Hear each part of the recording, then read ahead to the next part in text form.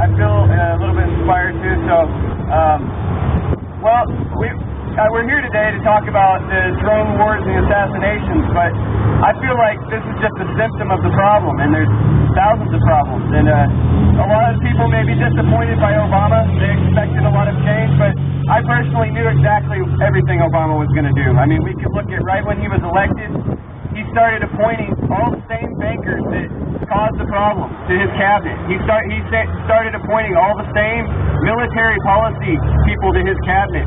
Hillary Clinton and Joe Biden were two of the most important Democrats that led us to Iraq. Joe Biden's the #1 most responsible Democrat for taking us to Iraq.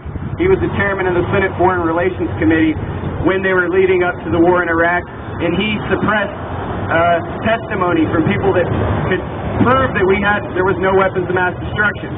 And so I knew exactly what was going to happen, and I wrote an article about that.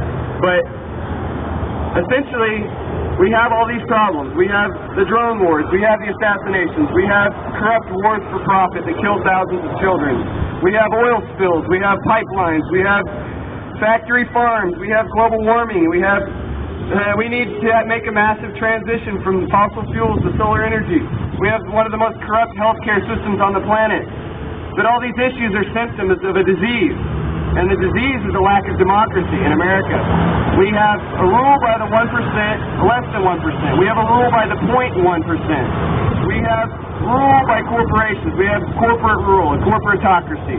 And in some ways, democracy's improved for America over time, but in some ways it's gotten worse. I mean, women can vote now, black people can vote now, but right now, 90% of the time, the candidate with more money wins. So, in a way, money has become more important than our votes in our elections. And to me, that's the most important problem.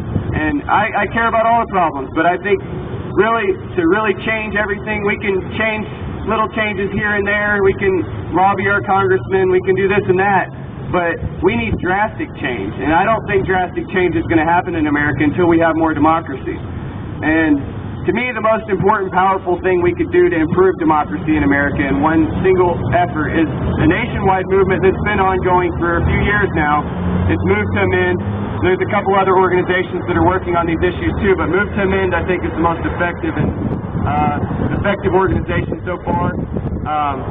I helped lead the Move to Amend here in Arkansas, and so far, when I started working on this issue, there was no cities in Arkansas that had passed resolutions to oppose corporate personhood, and actually, it's mainly a Supreme Court issue. The Supreme Court said that corporations are people in the late 1800s, and then the Supreme Court also said that money equals speech in the Buckley versus Vallejo decision, 1971. And those two decisions right there have deeply undermined democracy, more than most people imagine. And Move to Amend is working on addressing both of those Supreme Court decisions by a constitutional amendment.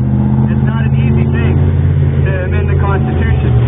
But so far, when we started this, only about 100 cities in America had passed resolutions, Move to Amend resolutions to oppose corporate personhood, saying corporations are people and that money equals speech.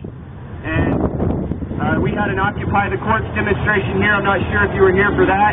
But after that, we had Eureka Springs pass a resolution, Fayetteville passed a resolution, then we passed one in North Little Rock, Pine Bluff, and Conway. So now we have 5 cities in Arkansas that have passed these resolutions. And I was gone for a few months, as some of you may know, for reasons I don't feel like talking about. But I'm back, and before I left, there were 300 cities that passed these resolutions in America. When I came back after a few months, over 500 cities in America have passed these resolutions. And before I left a few months ago, 7 states have passed resolutions, the statewide resolutions opposing corporate personhood and money equals speech. And after that, it's 15 states now.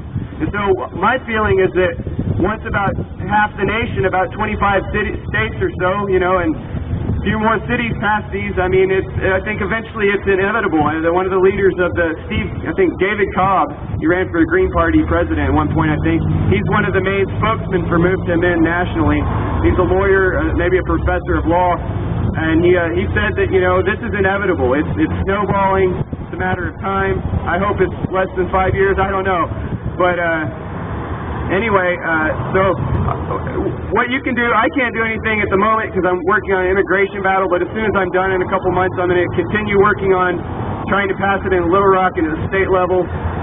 But everyone else can do something in the meantime. Maybe there's a Move to Amend website. You can go on there and sign their petition. You could try to call or email your legislators. It might help. Just maybe if you're on Facebook, we have a Move to Amend Arkansas page, and we'll eventually get more active. Some of the people in Occupy Little Rock are still working on this. They actually independently passed the Conway and Pine Bluff resolution, so they're doing a good job down there. Just maybe keep updated on there, or just keep your ears open. I'm pretty positive that it's a matter of time before we have more democracy and we can stop all this injustice. Thank you.